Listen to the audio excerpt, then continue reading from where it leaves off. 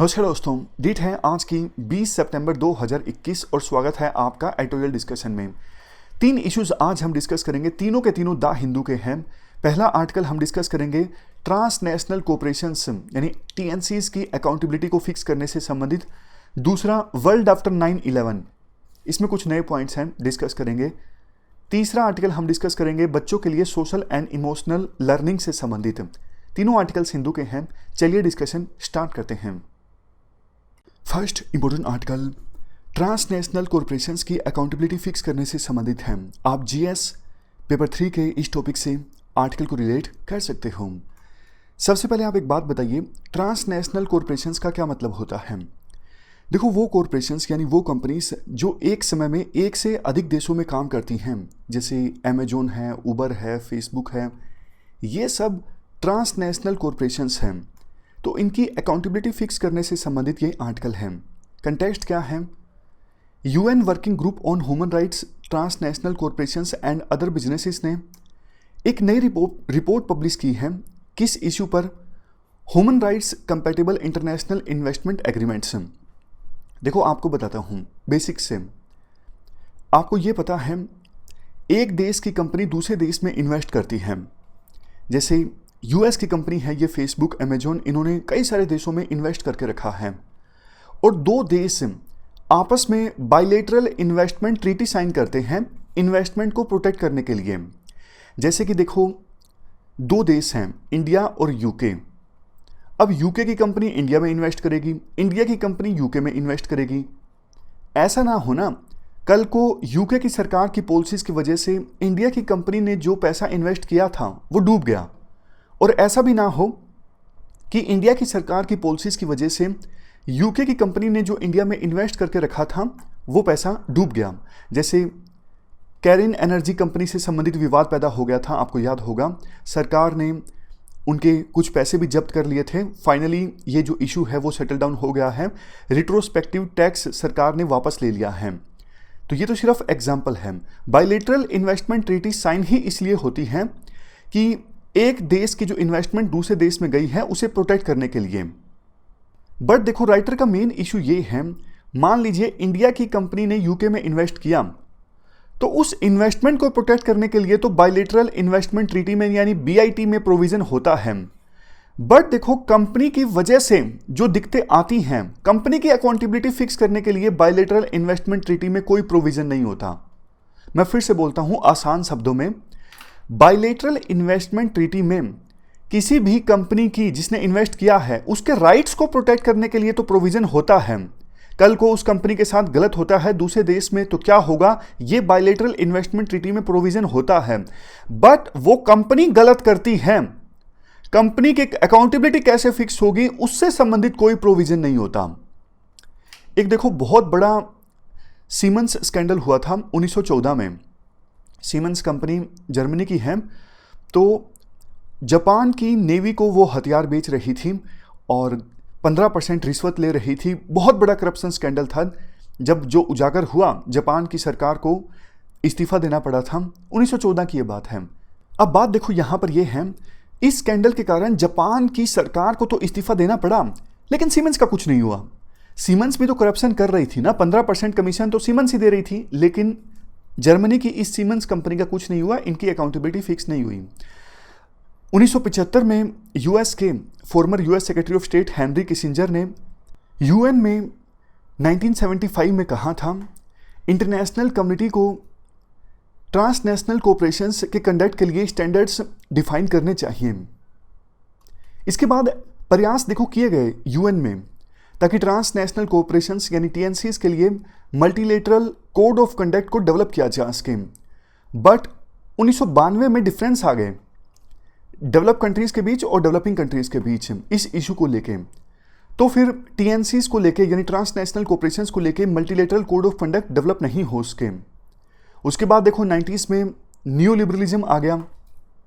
अब देखो, new liberalism में आपको पता है फोकस होता है मार्केट ओरिएंटेड रिफॉर्म्स पर। जैसे इंडिया में एलपीजी रिफॉर्म्स आए, उसी प्रकार से 90s में लिबरलिज्म का इमर्जेंस देखने को मिला, मार्केट पे ज़्यादा फोकस देखने को मिला। सरकार जो प्राइस कंट्रोल करती है वो एलिमिनेट होने लगे। कैपिटल मार्केट डीरेगुलेट होने लगी, ट्रेड बैरियर्स जो हुआ करते थे, जैसे एक देश दूसरे देश में पैसा इन्वेस्ट करता है तो काफ़ी ट्रेड बैरियर्स हुआ करते थे, ये ट्रेड बैरियर्स हटने लगे। आप न्यू लिबरलिज्म को इंडिया के एलपीजी रिफॉर्म्स से समझ सकते हो, मतलब न्यू लिबरलिज्म में जो कुछ होता है इंडिया में एलपीजी रिफॉर्म्स के बाद देखने को मिला। अब देखो, न्यू लिबरलिज्म की आइडियोलॉजी के इमरजेंस के बाद इंटरनेशनल लॉ ऐसे आए जिसमें जो फॉरेन इन्वेस्टर्स थे, मान लीजिए एक कंपनी दूसरे देश में इन्वेस्ट करती, उस फॉरेन इन्वेस्टर के राइट्स पर तो फोकस किया गया, जैसे हमने शुरुआत में डिस्कस किया, और स्टेट के ऊपर ऑब्लिगेशन लगाई गई कि स्टेट को कैसे इन्वेस्टर्स के राइट्स को प्रोटेक्ट करना है। जैसे इंडिया में फेसबुक ने अगर इन्वेस्ट किया है तो इंडिया पे ऑब्लिगेशन है कि इंडिया को फेसबुक के राइट्स को कैसे प्रोटेक्ट करना है। फेसबुक को राइट्स दिए गए हैं, लेकिन फेसबुक की अकाउंटेबिलिटी कैसे फिक्स होगी इंडिया में, उसको कोई ध्यान नहीं दिया गया। इसके बाद राइटर कहते हैं धीरे धीरे डिमांड जनरेट होने लगी कि ट्रांसनेशनल कॉर्पोरेशंस की अकाउंटेबिलिटी को फिक्स करने के लिए भी कोई इंटरनेशनल एग्रीमेंट होना चाहिए जो कि बाइंडिंग हो।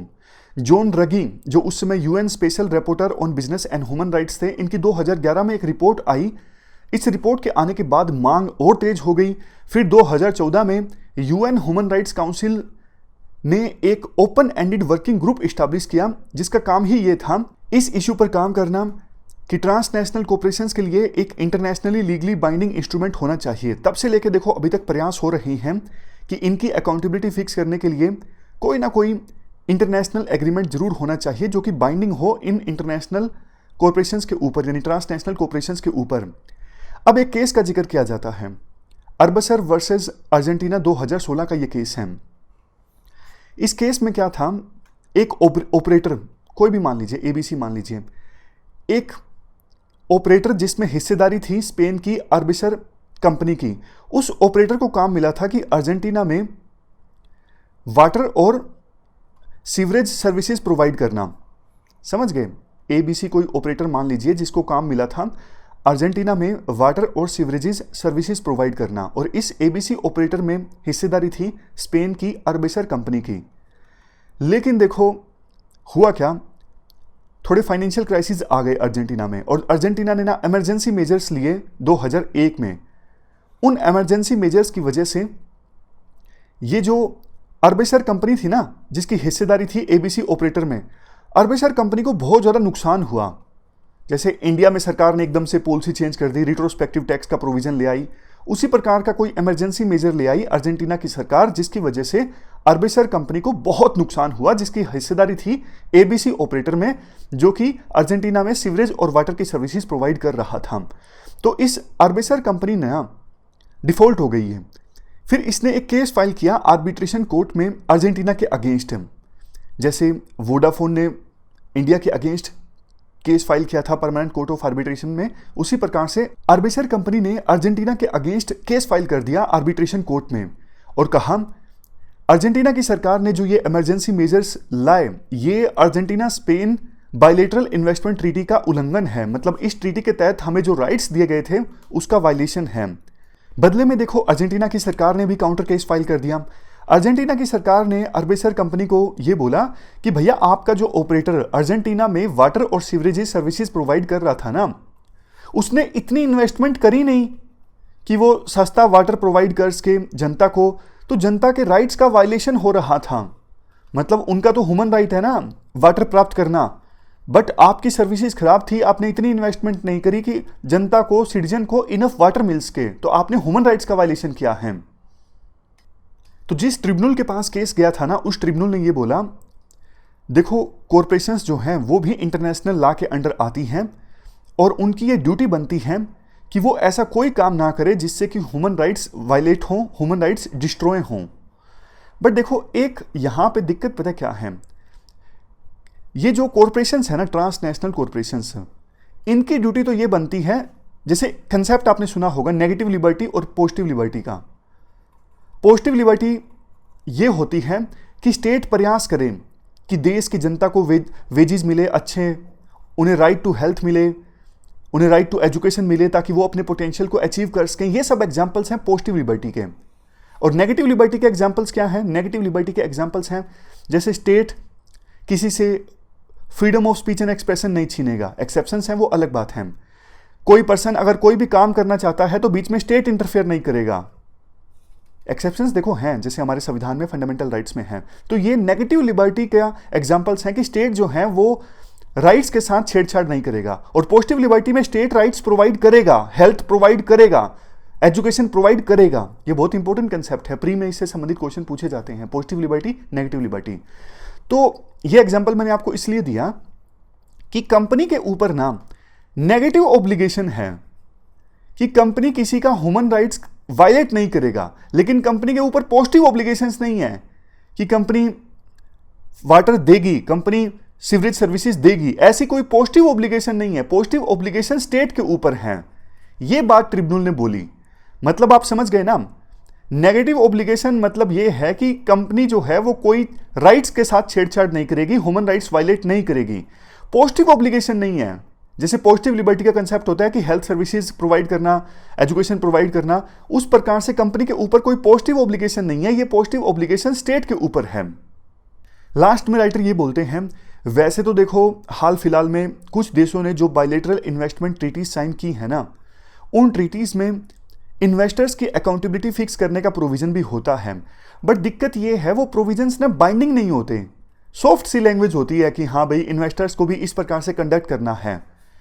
अब सिर्फ बातों से काम नहीं चलेगा ना, प्रॉपर प्रोविजंस होने चाहिए कि अकाउंटेबिलिटी उनकी किस प्रकार से फिक्स होगी, और वो जो प्रोविजंस हैं वो बाइंडिंग होने चाहिए। जैसे कि अगर कंपनी दूसरे देश में जाके ह्यूमन राइट्स का वायलेशन करती है तो उसके ऊपर फाइन लगेगा, उसके अधिकारियों को सजा मिल सकती है। ये सिर्फ आपको एग्जाम्पल के तौर पे बता रहा हूं कि बाइंडिंग एग्रीमेंट साइन होने चाहिए। इंडिया का भी रेफरेंस दिया जाता है। इंडिया ने 2016 में new model BIT, new model bilateral investment treaty release किया था। इसमें भी इन्वेस्टर की ऑब्लिगेशन से संबंधित प्रोविजंस तो हैं, लेकिन सिर्फ बातें हैं। मतलब बाइंडिंग ऑब्लिगेशन इंडिया के मॉडल बायलैटरल इन्वेस्टमेंट ट्रीटी में भी नहीं है। तो इंडिया को पॉजिटिव एंड बाइंडिंग ऑब्लिगेशंस लगानी चाहिए फॉरेन इन्वेस्टर्स के ऊपर, ताकि अगर कोई इन्वेस्टर इंडिया में इन्वेस्ट करता है तो ना सिर्फ ये इंश्योर किया जा सके कि इंडिया की जनता के ह्यूमन राइट्स वायलेट ना हो, बल्कि पॉजिटिव ऑब्लिगेशन जैसे promoting public health by transnational cooperation, ये भी इंश्योर किया जा सके। जैसे नाइजीरिया, मोरक्को, BIT का एग्जाम्पल दिया जाता है। ये बायलैटरल इन्वेस्टमेंट ट्रीटी जो है ये फॉरेन इन्वेस्टर्स पर बाइंडिंग ऑब्लिगेशन इंपोज करती हैं। जैसे उनके लिए ये मैंडेटरी है कि जो भी वो इन्वेस्टमेंट करेंगे उनका इन्वायरमेंट इम्पैक्ट असेसमेंट कंडक्ट करना। ये एक पॉजिटिव एग्जाम्पल है। तो पूरा आर्टिकल हमने डिस्कस किया ट्रांसनेशनल कोऑपरेशंस की अकाउंटेबिलिटी फिक्स करने से संबंधित। चलते हैं आगे। इसके बाद नेक्स्ट आर्टिकल, कैसे वर्ल्ड चेंज हो गया 9/11 के बाद में। आप GS पेपर 2 के इस टॉपिक से आर्टिकल को रिलेट कर सकते हो। देखो 2001 में जब वर्ल्ड ट्रेड सेंटर पर हमला हुआ ना, तो USA ने वार ऑन टेरर को डिक्लेयर किया। उसके बाद USA के साथ में हर तरह की सपोर्ट थी, सभी देश USA का साथ दे रहे थे। तो USA ने अफगानिस्तान में इंटरवेंशन किया। वैसे USA का मेन मकसद ये था कि अल कायदा को डिफीट करना, जो कि टेररिज्म स्प्रेड कर रहा था। बट धीरे धीरे USA ने अपना एम चेंज कर दिया, तालिबान को ख़त्म करना ये USA का एम हो गया। इसके 2 साल बाद 2003 में USA ने इराक में इंटरवेंशन कर दिया, वहाँ पे भी रेजीम चेंज करने की कोशिश की। सोच के देखो, USA ने डिक्लेयर किया था वार ऑन टेरर, लेकिन USA लग गया किस चीज़ में, रेजीम चेंज में, कि इन देशों की जो गवर्नमेंट है वो चेंज करनी है। उस समय बुश राष्ट्रपति थे। सोचा यह गया था कि ओबामा जब राष्ट्रपति बनेंगे तो USA अपनी पॉलिसी चेंज करेगा, लेकिन ऐसा नहीं हुआ। लीबिया में एक बार फिर से 2011 में USA ने प्रयास किया रेजीम चेंज का। रिजल्ट क्या निकला? अफगानिस्तान का तो आपको पता है, बहुत बार हमने डिस्कस किया है। तालिबान फिर से सत्ता में है। तालिबान अलकायदा के जो लिंक हैं वो जगजाहिर हैं। जाते जाते भी इस्लामिक स्टेट ने USA के ऊपर हमला कर दिया, यानी टेररिज्म तो डिफीट नहीं हुआ ना। उसी प्रकार से इराक में जब USA ने रेजीम चेंज किया इस बात पर कि सद्दाम हुसैन के पास वेपन्स ऑफ मास डिस्ट्रक्शन है, तो इराक में उसके बाद एक सिविल वार सा स्टार्ट हो गया। हालांकि USA के प्रयासों से गवर्नमेंट बनी, लेकिन स्टेबिलिटी अभी तक नहीं आ पाई है। और इसी कैओस में वहाँ पर अल कायदा की एक ब्रांच बनी जो बाद में इस्लामिक स्टेट भी बनी। समझ गए? देखो यूएसए का जो दाम है ना वो उल्टा पड़ता गया। यूएसए ने सोचा रेजिम चेंज करके वहां पे अच्छा पॉलिटिकल सिस्टम इस्टेब्लिश हो जाएगा, लेकिन वहां पे कैओस क्रिएट हो गया। और आपको पता है टेररिज्म तो देखो कैओस में और ज्यादा पनपता है। जहां पे अफरा तफरी रहेगी, जहां पे कैओस रहेगा, अनस्टेबिलिटी रहेगी, वहां पे तो टेररिज्म और ज्यादा पनपेगा। ये बात यूएसए को समझ में नहीं आई। तभी तो देखो अलकायदा से जो आतंकवादी भाग के इराक में आ गए थे, इराक में यूएसए के वार के कारण वहां पे इंस्टेबिलिटी पैदा हो गई और उन टेररिस्ट को मौका मिल गया वो रिवाइव कर सके उस इराक की सिचुएशन में। यही लीबिया में हुआ। लीबिया में जब यूएसए ने रेजिम चेंज किया ना 2011 में, उसके बाद आज के समय में लीबिया में ये सिचुएशन है, अलग अलग जो मिलिशियास के ग्रुप है ना वो आपस में लड़ रहे हैं लीबिया पर कंट्रोल इस्टेब्लिश करने के लिए। सिविल वार जैसी सिचुएशन है। बहुत सारे आतंकवादी लीबिया से अफ्रीका के दूसरे देशों में चले गए हैं। और आप सीरिया का एग्जांपल ले लीजिए। सीरिया में देखो बेशक यूएसए ने डायरेक्ट इंटरवेंशन नहीं किया, लेकिन यूएसए ने कुछ ग्रुप्स को आर्म्स प्रोवाइड किए, सपोर्ट प्रोवाइड की, जिसकी वजह से सीरिया में लंबे समय तक वार चलता रहा। और इसका रिजल्ट क्या निकला? इसी वार की सिचुएशन में वहां पे इस्लामिक स्टेट इमर्ज होके आया। और देखो लीबिया और सीरिया से लाखों जो रिफ्यूजीज है ना वो वेस्टर्न कंट्रीज में जा चुके हैं। अब सीरिया और लीबिया से रिफ्यूजीज जब वेस्टर्न कंट्रीज में गए, मेडिटेरियन सी से होके, तो उसके बाद वेस्टर्न कंट्रीज में भी जो राइट विंग के पॉलिटिशियंस हैं ना, जैसे इंडिया में राइट विंग की पॉलिटिकल पार्टी कौन सी है? बीजेपी। बीजेपी अपोज करती है कि रोहिंग्याज इंडिया में नहीं आने चाहिए। उसी प्रकार से वेस्टर्न कंट्रीज में जो राइट विंग की पॉलिटिकल पार्टीज थी ना, उन्होंने अपोज करना स्टार्ट कर दिया कि देखो ये जो मुस्लिम रिफ्यूजीज आ रहे हैं ये वार करेंगे, ये बम फोड़ेंगे, इनसे बच के रहो। तो ऐसे राइट विंग की पॉलिटिकल पार्टीज को सपोर्ट मिलती रही जनता से, और कुछ बॉम्ब अटैक भी हुए, मतलब बॉम्ब ब्लास्ट हुए भी। तो ये जो राइट विंग पॉलिटिकल पार्टीज का नैरेटिव था वो और ज्यादा स्ट्रॉन्ग हो गया कि ये जो रिफ्यूजीज आए हैं ये बॉम्ब ब्लास्ट करेंगे, इनको नहीं आने देना चाहिए था। और दूसरी तरफ जब देखो यूएसए ने ये वार किया, रेजिम चेंज किया, इराक में, अफगानिस्तान में, लीबिया में, सीरिया में कोशिश की, तो वहां पे जो जिहादिस्ट है ना उनका नैरेटिव भी स्ट्रॉन्ग हो गया। जिहादिस्ट क्या बोलते हैं कि यूएसए समेत वेस्टर्न कंट्रीज जो हैं वो क्रूसेड कर रहे हैं हमारे मुस्लिम कंट्रीज के अगेंस्ट। तो उनका नैरेटिव और ज्यादा स्ट्रॉन्ग हो गया, क्योंकि यूएसए लोकल लेवल पे जब स्ट्राइक करता है तो कुछ इनोसेंट लोग भी मारे जाते हैं। उन लोगों की वीडियोस बढ़ा चढ़ा के इन जिहादी ग्रुप्स के द्वारा शेयर की जाती है और बोला जाता है देखो वेस्टर्न कंट्रीज का ये क्रूसेड है हमारे अगेंस्ट, आप जाग जाइए। इस आर्गुमेंट को आधार बना के ये जो जिहादिस्ट है वो और ज्यादा यूथ को रिक्रूट करते हैं। तो इसमें गलती किसकी हुई? यूएसए की हुई। एक तरफ जहां जिहादिस्ट अपने नैरेटिव को स्ट्रॉन्ग कर रहे थे, ऊपर से वो एक्सपर्ट्स जो इस्लामिक फोबिया की बात करते हैं, इस्लाम के नाम पे फोबिया की बात करते हैं, वो भी स्ट्रॉन्ग होते रहे। तो कुल मिला के यूएसए के लिए देखो ये जो 20 साल है ना 2001 से लेके 2021 ये डिजास्टर साबित हुए। डिजास्टर इसलिए भी साबित हुए जहां एक तरफ यूएसए रेजिम चेंज में लगा हुआ था, दूसरी तरफ चाइना जैसे जो कंट्रीज थे वो धीरे धीरे धीरे धीरे धीरे धीरे ज्यादा धीरे हो गया, मतलब अपने आप को चाइना जैसे देश स्ट्रॉन्ग बनाते रहे। यूएसए जब जागा, यूएसए को हैरानी हुई, अरे भैया हम तो ये रेजिम चेंज करने में लगे हुए थे, हम तो टेररिज्म के अगेंस्ट लड़ाई में लगे हुए थे, और जबकि इस चीज का फायदा उठा के चाइना तो इतना स्ट्रॉन्ग बन गया है। तो अब बाइडेन ने कहा है रेजिम चेंज का जो ये ईरा है ये अब खत्म हो चुका है। यूएसए का वार ऑन टेरर तो चलता रहेगा, वो तो देखो कहने की बात है। अफगानिस्तान में यूएसए बोलता है वार ऑन टेरर चलता रहेगा, कैसे चलता रहेगा? सोच के तो देखो ना, अफगानिस्तान में यूएसए की फोर्सेस थी तब तो वो टेररिज्म को हरा नहीं सकी। अब दूसरे देशों में यूएसए का बेस होगा, अफगानिस्तान के आसपास के देश तो यूएसए को बेस बनाने नहीं दे रहे हैं। मिडिल ईस्ट में कतर में यूएसए का बेस है, वहां से यूएसए की मशीनें आएंगी अफगानिस्तान में टेरर स्ट्राइक करने के लिए। और जबकि टेरर स्ट्राइक कितना ज्यादा फायदेमंद है वो हम सबको पता है। 10 निर्दोष लोगों को मार दिया यूएसए ने काबुल में स्ट्राइक करके जाते जाते भी। तो ये ऊपर से टेरर स्ट्राइक करना इतना मतलब एफिशिएंसी इसमें नहीं आती। तो यूएसए का ये कहना वार ऑन टेरर जारी रहेगा, ये कोई मतलब लॉजिकल चीज नहीं है। हाँ एक चीज देखो जरूर है, बेशक यूएसए अभी कमजोर लग रहा है, ईरान, रशिया, चाइना ये सब देश खुश हैं, लेकिन देखो जैसे ही बात हमारे देश के विदेश मंत्री ने बोली थी, यूएसए के पास ना एक अद्भुत पावर है अपने आप को री इन्वेंट करने की। यूएसए बाउंस बैक करता है, ये पास्ट में हमने देखा है। 1970s का जो दशक था ना यूएसए के लिए बहुत खराब था। उस समय वियतनाम से यूएसए की वापसी हुई, अफगानिस्तान में भी कम्युनिस्ट गवर्नमेंट इस्टेब्लिश हुई, मतलब वो दौर, करप्शन स्कैंडल भी यूएसए में इमर्ज होकर आया, वो दौर यूएसए के लिए बहुत खराब था। उसी प्रकार से ये जो दशक है ना, ये भी यूएसए के लिए बहुत खराब था। एक तरफ यूएसए की पॉलिटिक्स में बहुत ज़्यादा पोलराइजेशन है, ब्लैक्स और वाइट्स के बीच डिवाइड जो है बहुत ज़्यादा बढ़ चुका है। उसी प्रकार से 1970s में भी कुछ यही दौर था, लेकिन यूएसए ने वापसी की, बाउंस बैक किया 1980s में, क्योंकि यूएसएसआर ने गलती कर दी थी। यूएसएसआर ने अफगानिस्तान में इंटरवेंशन कर दिया था, अपनी सेना भेज दी थी, वो चीज़ यूएसएसआर के लिए भारी पड़ी थी। तो अभी यूएसए इंतजार कर रहा है कि चाइना भी कोई गलती करे। अभी यूएसए का ज्यादा फोकस चाइना को कंटेन करने पर है और यूएसए इंतजार कर रहा है कि चाइना कोई गलती करे। लेकिन अब देखना होगा कि चाइना कोई गलती करता है या फिर यूएसए के पास कोई अपॉर्चुनिटी आती है जिसका यूएसए बखूबी फायदा उठाता है। लेकिन यह बोलना कि अब यूएसए के जो दिन है लद चुके हैं, देखो ये जल्दबाजी होगा।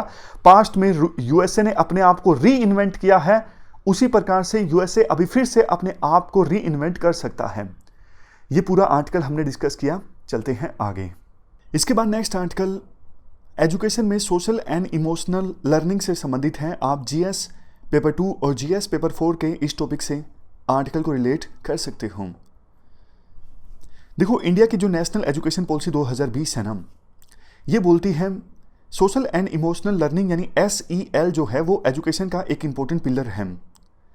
SEL मतलब सोशल एंड इमोशनल लर्निंग बच्चों को ये सिखाती है इमोशंस को रिकॉग्नाइज करना और इमोशंस को मैनेज करना। जैसे हमारे एथिक्स में टॉपिक है इमोशनल इंटेलिजेंस, कुछ उसी प्रकार की है ये सोशल एंड इमोशनल लर्निंग। जब बच्चे ये सोशल एंड इमोशनल लर्निंग सीखते हैं ना, तो वो सोशल सिचुएशन को अच्छे से टैकल कर पाते हैं।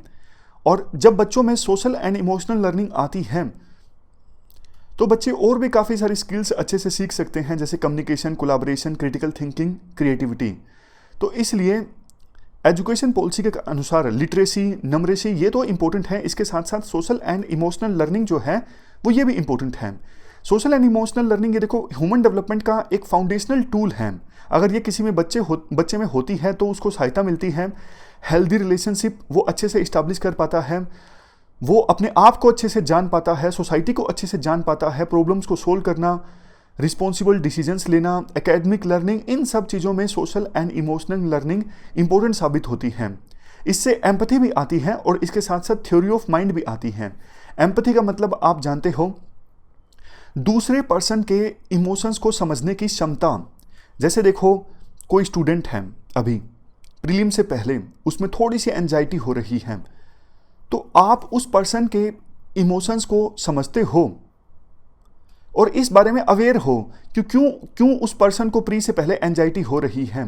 तो इस प्रकार से आपके अंदर एम्पैथी है जब आप दूसरे पर्सन के, दूसरे स्टूडेंट के इमोशंस को समझते हो और ये भी जानते हो कि वो इमोशंस क्यों पैदा हो रहे हैं उस पर्सन में। अगर आप में ये क्षमता है तो मतलब आप में एम्पैथी है। और थ्योरी ऑफ माइंड का क्या मतलब होता है, अगर देखो आपके अंदर क्षमता है दूसरे पर्सन की इंटेंशंस, नॉलेज, बिलीव्स को समझने की और ये रिकॉग्नाइज करने की दूसरे पर्सन के जो बिलीफ हैं, इंटेंशंस हैं, नॉलेज हैं, वो आपसे अलग हो सकती हैं, तो इसका मतलब आपके अंदर थ्योरी ऑफ माइंड है। थ्योरी ऑफ माइंड मतलब ability to understand others intentions, knowledge and belief. दूसरों की इंटेंशंस, नॉलेज, बिलीफ समझने की क्षमता और रिकॉग्नाइज करना, ये आपसे अलग हो सकती हैं। रिसर्च देखो ये कहती है जिसके पास ज़्यादा सोशल स्किल्स होती है ना, ज़्यादा सोशल और इमोशनल स्किल्स होती हैं, संभावना ज़्यादा होती है उस पर्सन के सक्सेस प्राप्त करने की। इतने फायदे होने के बावजूद सोशल एंड इमोशनल लर्निंग को एक चैप्टर के तौर पर ऐड कर दिया गया है बड़े करिकुलम में, लेकिन बाकी एजुकेशन के साथ, करिकुलम के साथ इसे इंटीग्रेट नहीं किया गया है। मतलब जैसे देखो सोसाइटी के चैप्टर्स आते हैं, वहाँ पे भी सोशल एंड इमोशनल लर्निंग का एक्सपीरियंस मिलना चाहिए बच्चों को। कैसे हमारे लीडर्स ने आज़ादी की लड़ाई लड़ी, उस समय क्या इमोशंस थे, बच्चों को वो चीज़ें सोशली एंड इमोशनली लर्न करने की आवश्यकता है। इसके बाद लास्ट में आर्टिकल में ये कहा जाता है, देखो महामारी के कारण स्कूल तो बंद हो गए, स्कूल में बच्चा बहुत सीखता है सोशल एंड इमोशनल लर्निंग के बारे में, लेकिन स्कूल बंद हो गए तो पिछले काफ़ी महीने बच्चों के लिए मुश्किल भरे रहे, इस मामले में वो सीख नहीं सके। लेकिन देखो एक अच्छी चीज़ ये हुई, पेरेंट्स को मौका मिला अपने बच्चों के सोशल एंड इमोशनल लाइफ्स के बारे में जानने का। बट देखो पेरेंट्स की इन्वॉल्वमेंट सफिशिएंट नहीं है, टीचर्स को, स्कूल्स की जिम्मेदारी बनती है बड़ी कि बच्चों को इस डोमेन में काफ़ी कुछ सिखाया जाए। तो स्टार्टिंग पॉइंट क्या हो सकता है, 3 सजेशंस दिए जाते हैं राइटर के द्वारा। सबसे पहले तो देखो, जो सोशल एंड लर्निंग प्रैक्टिसेस होती है ना, वो स्टूडेंट्स के सोशो इकोनॉमिक बैकग्राउंड के आधार पर होनी चाहिए।